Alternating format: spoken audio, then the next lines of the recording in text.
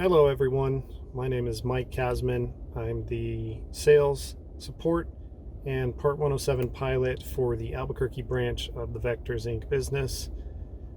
Typically you'll find me in one of two places, either in the vehicle or in the office, fielding your support calls and helping with everything that you got going on in those busy days that you have out there.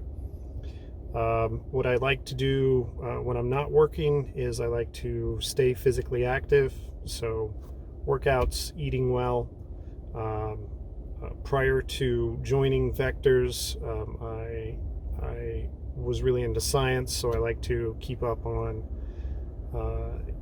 space exploration and things like that. I own a couple telescopes, and I like to look at the stars at night sometimes. So I do also, as a hobby, like to tinker with electronics in addition to what I do at work. I don't tinker with electronics at work, just outside. So there you go. That's me in a nutshell. Thanks for watching. Bye.